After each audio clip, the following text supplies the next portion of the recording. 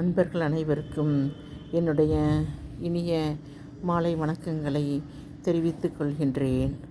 இந்த பதிவில் நாம் எதை பார்க்க போகின்றோம் என்றால், சில மனித மிருகங்களின் குணாதிசயங்களை பற்றி தான் பார்க்க போகின்றோம். என்னடா இவ எப்படி சொல்கிறானே பார்க்குறீங்களா? அதாவது மனித மிருகங்கள் என்றால் யார் மனித மிருகங்கள்? மிருகங்களுக்கு எத்தனை அறிவு உள்ளது?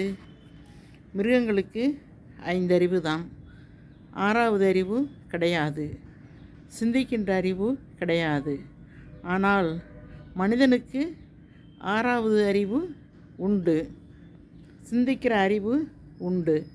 ஆனால் அந்த சிந்திக்கின்ற அறிவை ஒரு மனிதன் எந்த விதத்தில் பயன்படுத்துகின்றான் என்பதை பொறுத்துதான் அவன் மனிதனா இல்லை மிருகமா என்பது முடிவு செய்யப்படுகின்றது. சில மனிதர்கள் மிருகங்களாகவே மாறிதான் செயல்படுகின்றார்கள். 6வது அறிவு இருந்து என்ன பிரயோஜனம்? ஒருவன் மனிதத்தன்மை அற்ற ஒரு செயலை செய்யும் பொழுது அந்த 6வது அறிவுக்கு என்ன வேலை? ஒரு வேலையும் இல்லை. 6வது அறிவு இருந்தும் மனிதத்தனமற்ற செயலை அவன் செய்யும் பொழுது அவன் மிருகத்திற்கு சமமானமானதான் கருதப்படுகின்றான். ஆம், எது மிருகத்தனமான செயல்? இருக்கிற செயல்களையே மிகவும் பாவமான செயல் எது? ஒரு கணவன் மனைவியை பிரித்து வைப்பது தான்.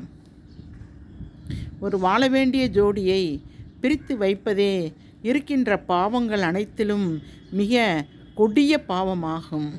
வாழ வேண்டிய வயதில் இருக்கும் ஒரு ஆணையும் பெண்ணையும் பிரித்து வைத்து தன்னுடைய சுயநலத்திற்காகவும் அதனால் தனக்கு கிடைக்கும் சில பலன்களுக்காகவும் பொய் காரணங்களை சுமத்தி பிரித்து வைத்திருக்கின்றானே ஒரு அயோக்கியன். அந்த அயோக்கியனைப் போல ஒரு பாவி இந்த உலகத்தில் கிடையவே கிடையாது. அவனுக்கு, அந்த அயோக்கியனுக்கு, இந்த மாதிரி நிறைய அயோக்கியர்கள் உலகத்தில் இருக்கிறார்கள். அந்த அயோக்கியர்களுக்கு எத்தனை புண்ணியங்கள் செய்தாலும் அவர்களுக்கு இந்த பாவத்தை செய்துவிட்டு வாழுகின்ற ஒரு ஜோடியை, ஒரு கணவன் மனைவியை பிரித்து வைத்துவிட்டு அடுத்து அவர்கள் எத்தனை புண்ணியங்கள் செய்தாலும் அந்த புண்ணியங்களால் ஒரு பயனும் கிடையாது. இருக்கின்ற பாவங்களிலேயே மிக கொடிய பாவம் ஒரு கணவன் மனைவியை பிரித்து வைப்பது. இது எவ்வளவு பெரிய கொடிய பாவம்! வாழ வேண்டிய வயதில் உள்ள ஒரு இளம் பிள்ளைகளை பிரித்து வைப்பது என்பது மிக கொடிய பாவமான செயல் என்பது அந்த அயோக்கியனுக்கு ஏன் புரிய மாட்டேங்கின்றது? அவன் ஒரு சுயநலம் பிடித்த பேயாக அல்லவா இருக்கின்றான் இந்த விஷயத்தில். மனித மிருகம் என்றுதான் அப்படிப்பட்ட மனிதர்களைத்தான் நான் மனித மிருகம் என்று சொல்லுகின்றேன். இந்த பதிவின் தலைப்பேவும் சில மனித மிருகங்கள் தான். அந்த சில மனித மிருகங்களால் கஷ்டப்படுபவர்கள் எத்தனை பேர்? அவர்களுக்கெல்லாம் எப்பொழுது விடிவு காலம் பிறக்கப் போகின்றது? இந்த மனித மிருகங்களை யார் திருத்துவது?